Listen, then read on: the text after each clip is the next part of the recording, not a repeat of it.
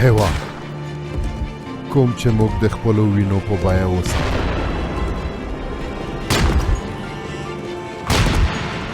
د هغه ځوانانو په وینه چې شهیدان شول.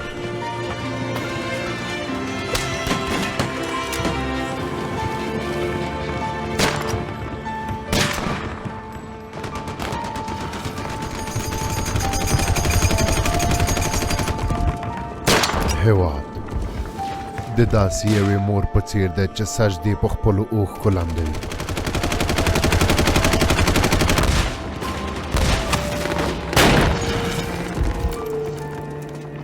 هېواد د هغه اولاد په څېر دی چې یوه شېبه هم د درد د زغملو توان نه لري.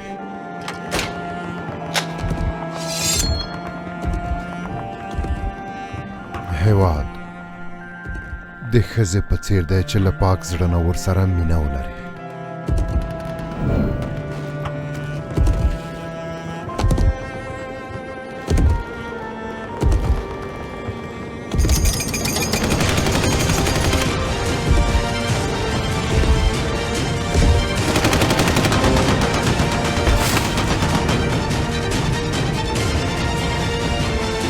هېواد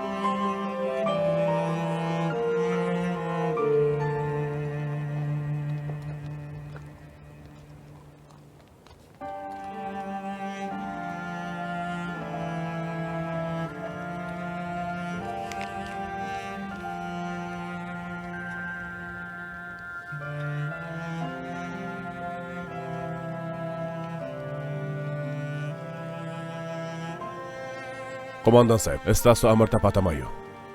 روغتیایي ډله راغله. هو راغله. د شهیدانو شمېر معلوم کړئ او د ټپیانو درملنه وکړئ. بل کوم امر نشته قوماندان صاحب. ډله بیرته تلونکې ده، خپل تیاری ونیسئ. امر مو په ځای کېږي.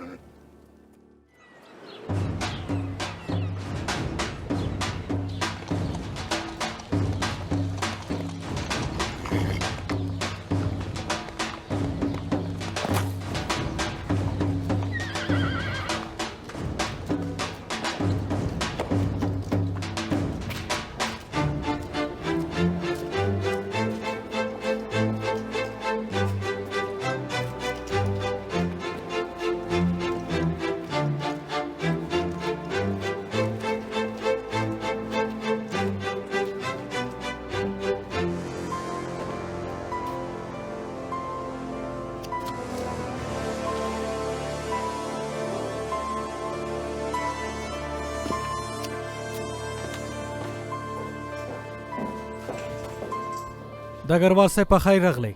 بریا مو مبارک شه. موږ ټولو ته د مبارک وي. جنرال صاحب وخت لري؟ اوس به ورته خبر ورکوم. جنرال صاحب ډګروال جودت راغلی، غواړي تاسو وویني. دننه د راشي. سمه ده ښاغلیه. مهرباني قوماندان صاحب. جنرال صاحب پیاده 21م ډلګۍ له 300 نه ډېرو شهیدانو سره بریالی شو. نور نو ستاسو د امر په تمه یو. خبر مو راورسېده. بریا مو مبارک شه. ژوندی اوسئ جنرال صاحب. وروسته له دې بعد خبر نه ښه خبر ډېر زر خپرېږي، ځکه چې موږ ښه خبرونو ته اړتیا لرو. د نورو جبهو وضعیت څنګه دی؟ ښه نه دی. د ټولو جبهو وضعیت ښه نه دی. سرتیری خپله هڅه کوي خو ګمان نه کوم چې وضعیت به بدلون وکړي. که سرتیري سم اداره شي نو د یونان مخنیوی کولی شو. کم سرتیری جودته ډېری سرتیریان نشي کولی چې وسلې باندې ډز وکړي. ته به وایې چې ما په دې اړه فکر نه دی کړی. زه او زما کسان ورځو جنرال صاحب. اړتیا نشته قماندانه. جنرال صاحب موږ جنگ بایلو پرېږدئ چې خپله ټوله هڅه وکړو. اوس لاړ شه کورنۍ سره دې وګور. زما وروستي خبر ته په تمه اوسه. امر مو په ځای کېږي.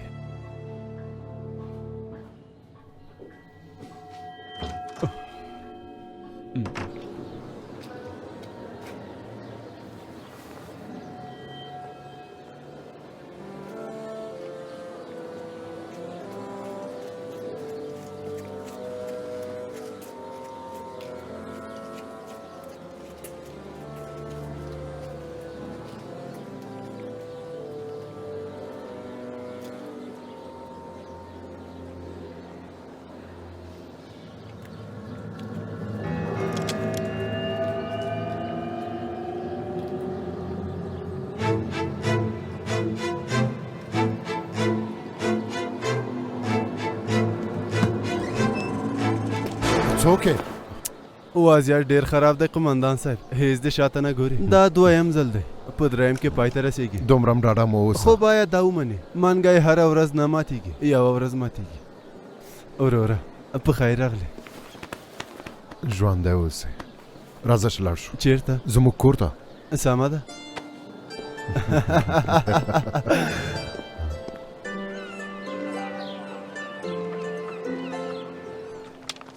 کله چې ماشومان وو موږ هم داسې لوبې کولې.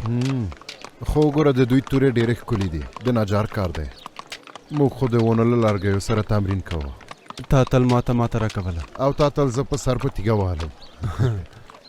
خو بیا هم ستا نوم د ټولو په ژبو دی وروره. خلک ستا ستاینه کوي. یوازې دوه اټکله شتون لري توفیقه. د جنګ په ډګر کې یا ګټونکی کېږي او یا هم بایلونکی. اتالان هم کله کله بایلونکي کېدای شي، خو ته هیله له لاسه مه ورکړه. خو تر اوسه مې نه ده بایللی. همداسې ده جودت. جنرال هم همداسې فکر کوي وروره. وړاندیز مې وکړ چې یوې جبهې ته لاړ شم خو ویې نه منله. ته په ماشومتوب کې هم همداسې ضدي وې. په یوازې به دې د ماشومانو له یوې ډلې سره جنګ کوله. خو ته اوس ماشوم نه یې جودته. یوه کورنۍ لري. دومره لوی جنګ کې نشي کولی په یوازې بریالی شي. څنګه وکم توفیقه؟ یوې خواته مې کورنۍ ده او بلې خواته هیواد ده. ځینې شیان له هیواد نه اړین وي جودته. خو سرتیري داسې فکر نه کوي. که هیواد ونه لري کورنۍ هم نه لري. ستا فکر هم د ارګ د کسانو په څیر دی. که د یو څو مودې لپاره د هیواد نه لرې شي بیا پوهېږې چې څومره ارزښت لري. که چیرې تم ګارنیزون کې وخت تیر کړې بیا به تم پوه شې چې د تورې سره د بریالي کېدو وخت تیر شوی.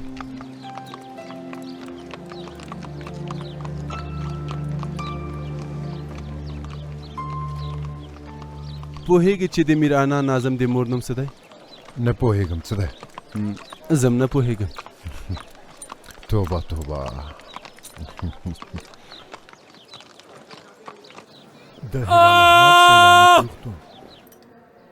ډیر درد کوي نرسې. ډیر درد نه کوي. کله چې په مرمیم ولګېدم دومره دردي ونه که. مرمۍ د مینې په څېر د سرتیریا. کله چې لګېږي د پسرلي په څېر ده.